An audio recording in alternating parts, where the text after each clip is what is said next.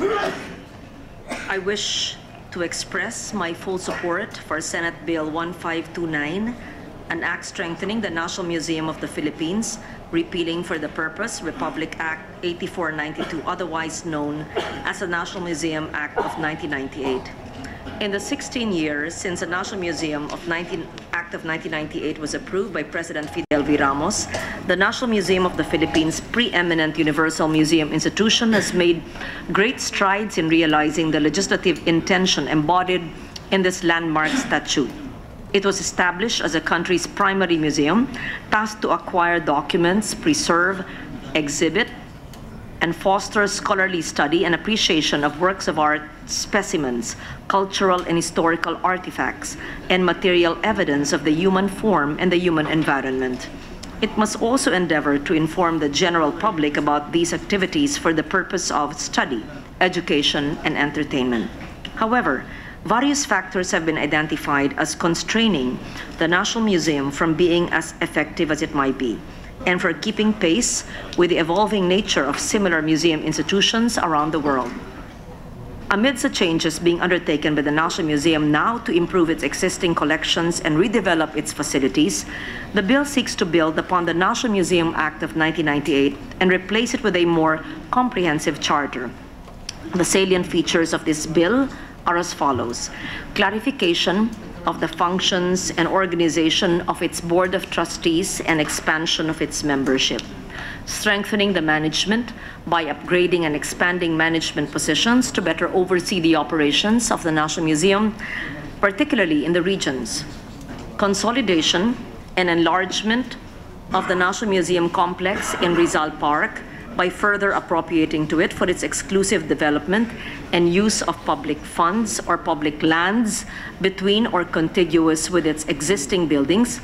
dedicating the entire complex to Dr. Jose Rizal, and prescribing the formulation of a master plan for the same, with the purpose of establishing a large and cohesive cultural, educational, and recreational precinct.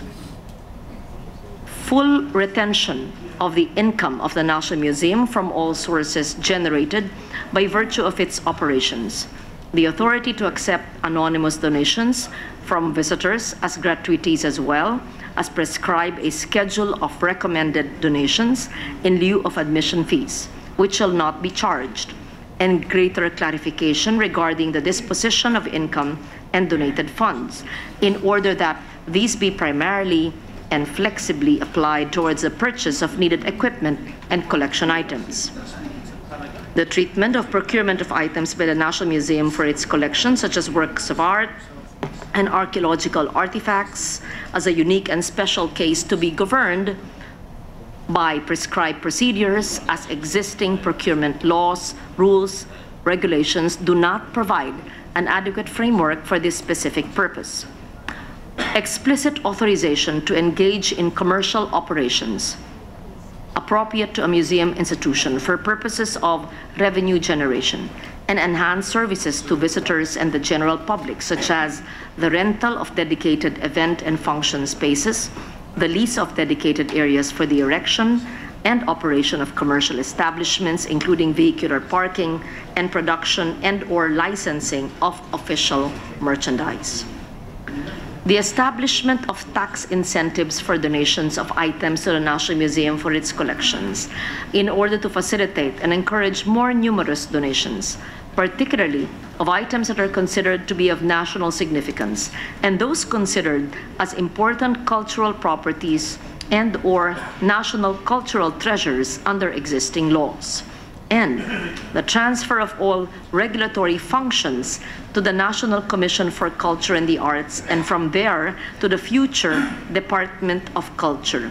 to enable the National Museum to focus exclusively on its operations and services as a premier museum institution and repository of the country, and to improve governance by removing conflicts of interest between the agency's present mandate as both a collecting and regulatory institution.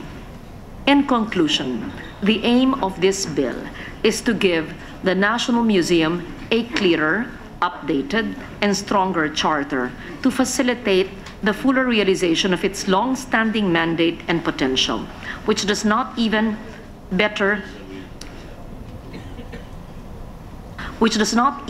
do better justice to the artistic, cultural, and natural heritage and patrimony of the Filipino people throughout the entire country, and of which we can be rightfully proud as a leading museum institution regionally and worldwide.